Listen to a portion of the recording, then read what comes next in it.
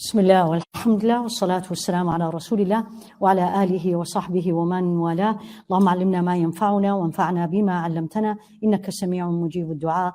ومن يعوذ بك من علم لا ينفع، قلب لا يخشع، ونفس لا تشبع، ودعاء لا يسمع.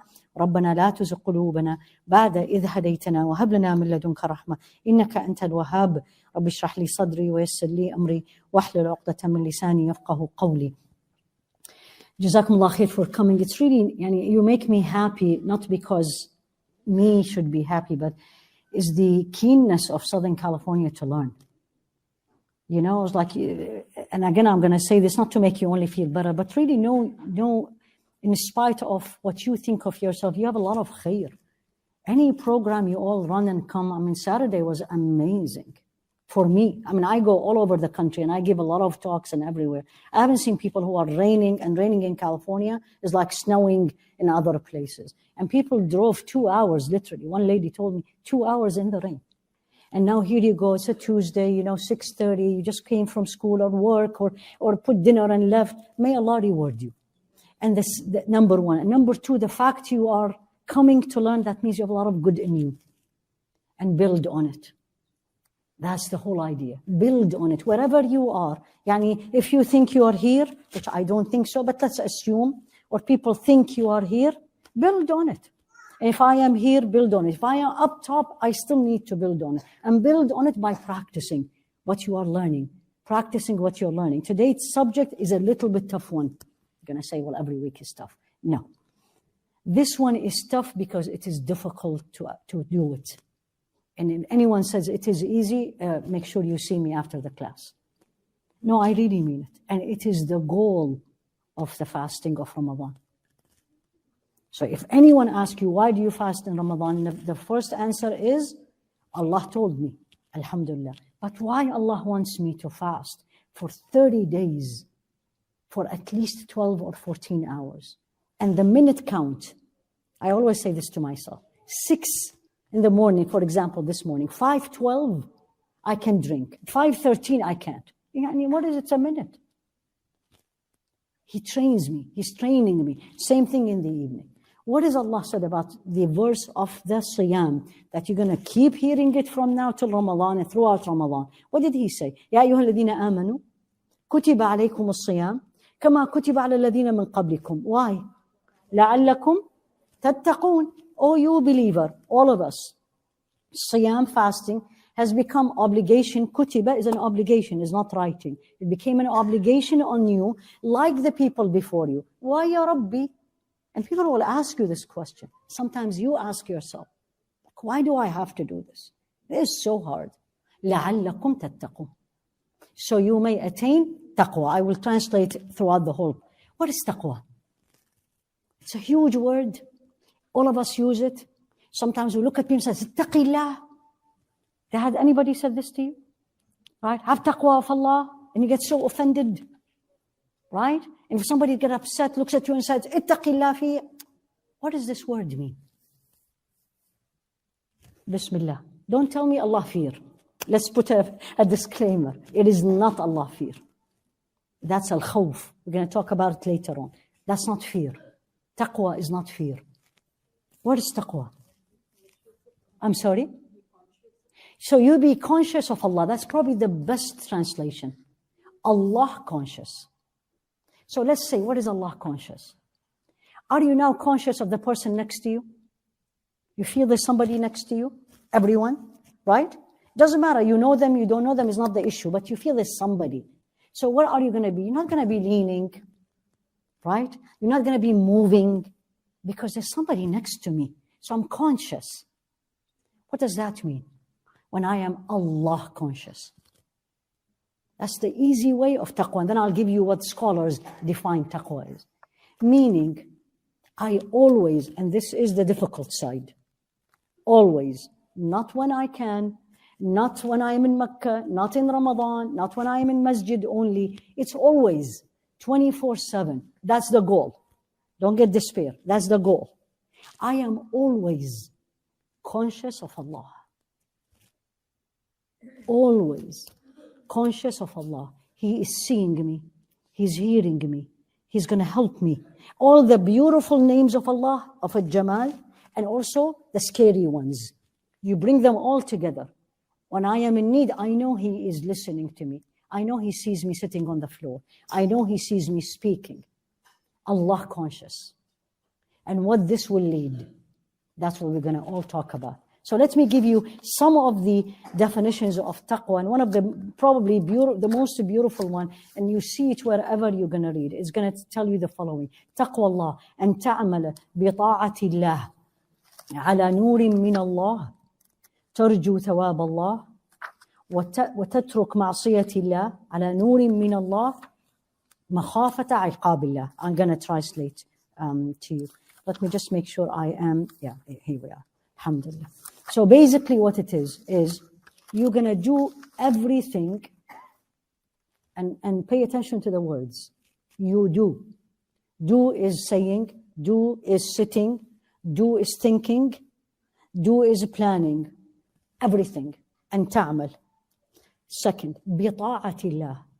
You do, you say, you don't do because only one reason. That's what He wants me to do. Obedience of Allah. So number one, it's an action, internal or an external. Two is not how I wanted or I liked it or my mom taught me or the country where I live in tells me. What He told me, whether clearly in the Quran, whether through Rasul alayhi salatu wasalam. So basically how? And the most important one, why? ترجو ثواب Allah. You only do that because you want Allah to reward you.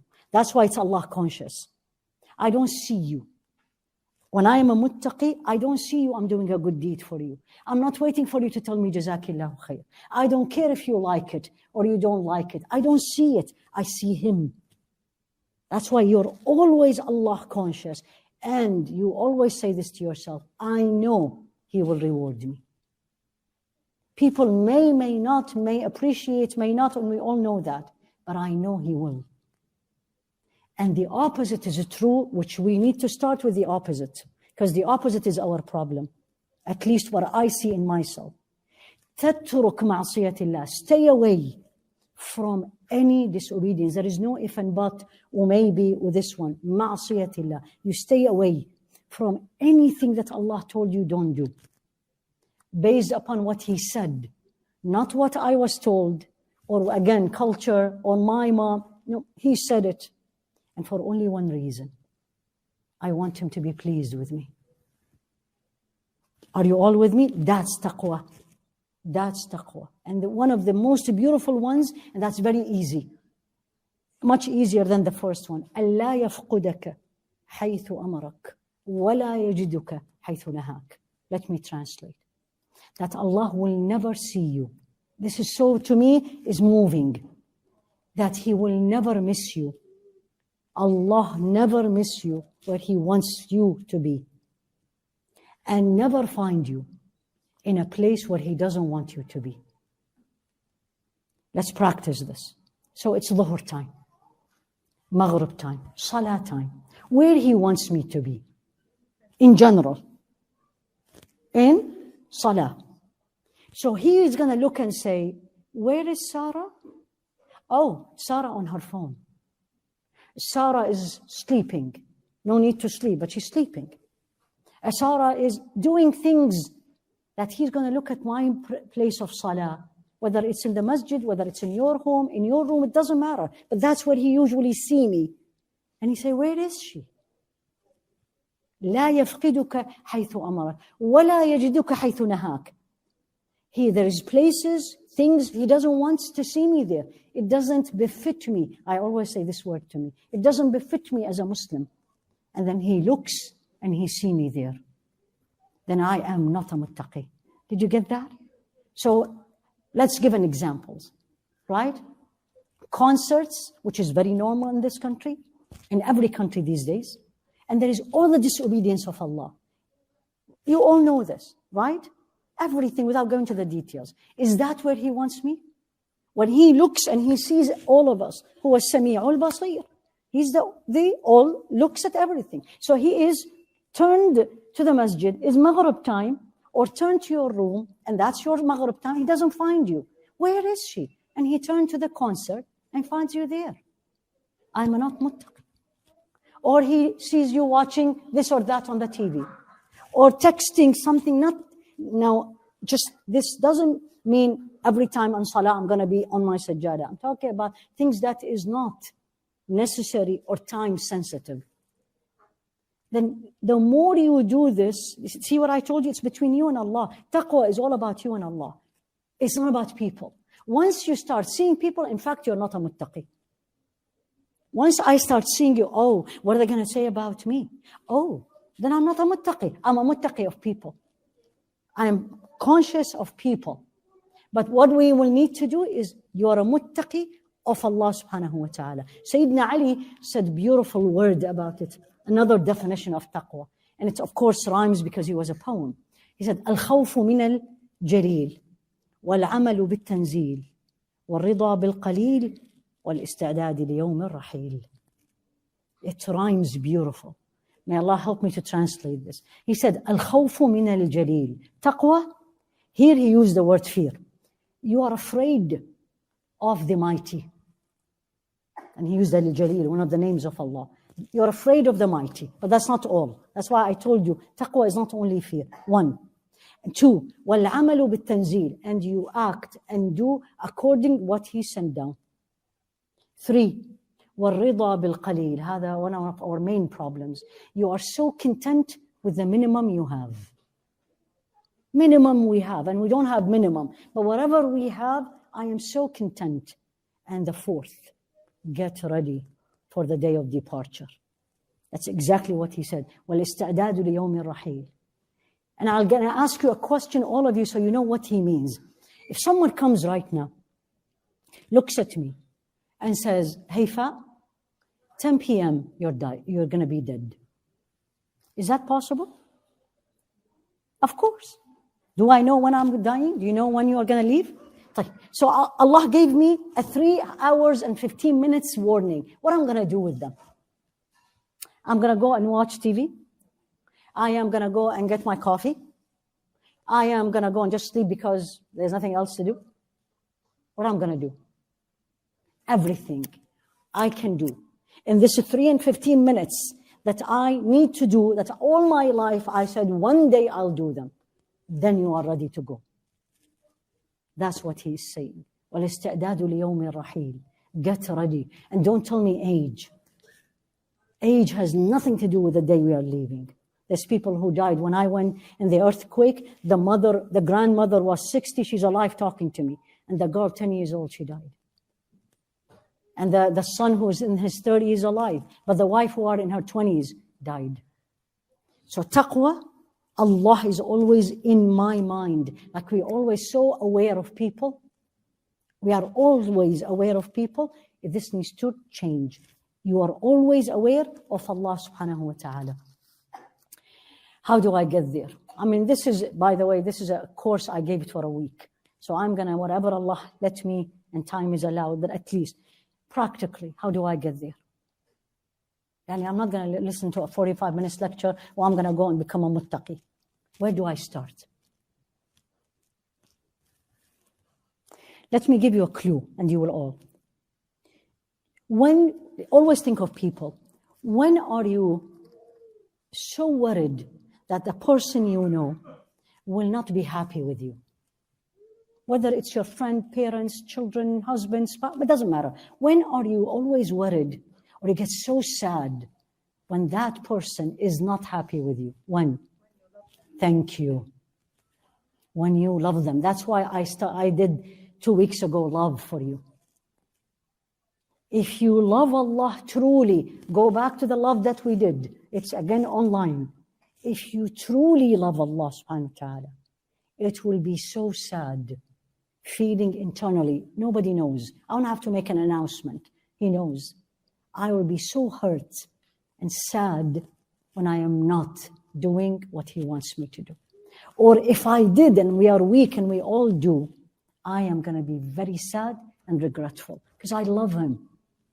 I'm not afraid. I love Him. I'm afraid He will not love me. I'm afraid I'm going to lose Him. You know these words we use?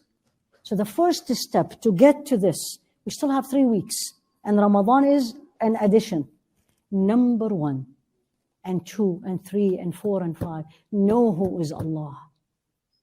Don't be the person who knows Allah only when you want Him, when you need something.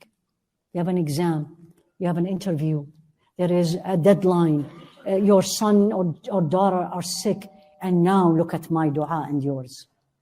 And when everything is alhamdulillah, life is good. So number 1, knowledge. This is where it starts.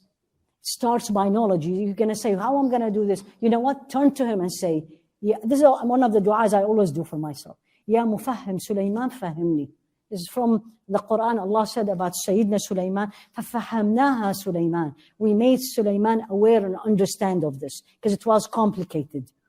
So, okay, please teach me. Will Allah not respond to me? When I say, Allah, please teach me about you.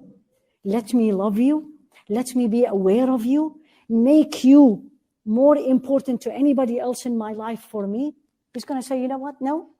Hasha. So number 1 is knowledge. The more you know Allah, the more you know Him. And you love Him.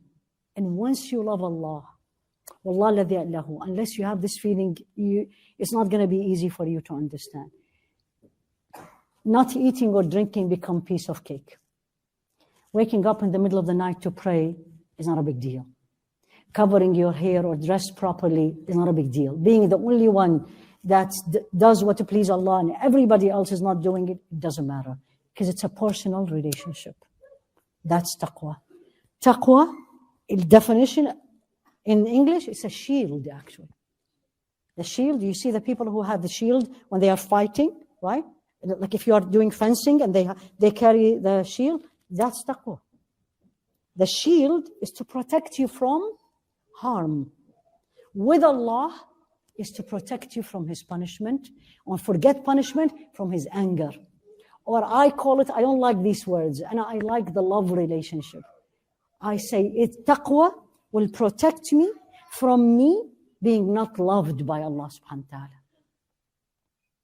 And I cannot do that. I can't. When you love somebody and that person says, I'm upset with you, get so hurt. What about Allah subhanahu wa ta'ala? Taqwa, subhanallah, one of the most common things mentioned in the Quran, whether it is as a taqwa, whether as a muttaqeen, whether it is ittaqu. This is going to be a little bit hard on us. Let me ask you first. Let's see, maybe you know. What is the hukum? What is the ruling of taqwa in our deen? What is the ruling? Is it something I have to do? Is it something I can do? Is something okay?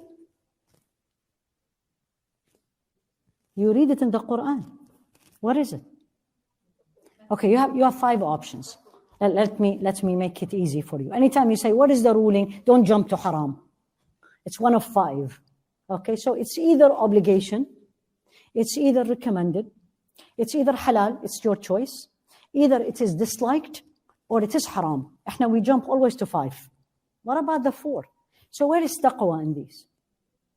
Obligation, choice, it's up to me, halal, I do it okay, I don't do it, it's fine. Of course it's not disliked, of course it's not haram. So one of 3, choose. How many of you say obligation?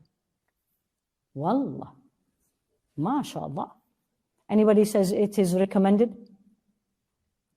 So you all know it's an obligation. Absolutely an obligation. It's an obligation in the Quran. Ya ayyuhan nas, ittaqu rabbakum. Twice he said it. The first verse of Surah An-Nisa and the first verse of Surah Al-Hajj. Ya ayyuhan nas, ittaqu rabbakum alladhi khalaqakum min nafsin wahida. People have taqwa, and I'm going to keep saying taqwa. Now you all know what's taqwa. Have taqwa of your Lord. And he said people, he didn't say believers only. Have taqwa from the one who created you. That's one way. The second one, Al-Hajj is scary. I lived it when I was in the earthquake. Ya ayyuhan nasu ittaqu rabbakum inna zalzalata as-sa'ati shay'un 'azim. People have taqwa of Allah. The earthquake of the hour is something major. Because sometimes to have a taqwa, I need to be scared. Someone tell me, don't do that. Or I need to be reminded of the blessings. And he put it too. It's not my choice. It's an obligation.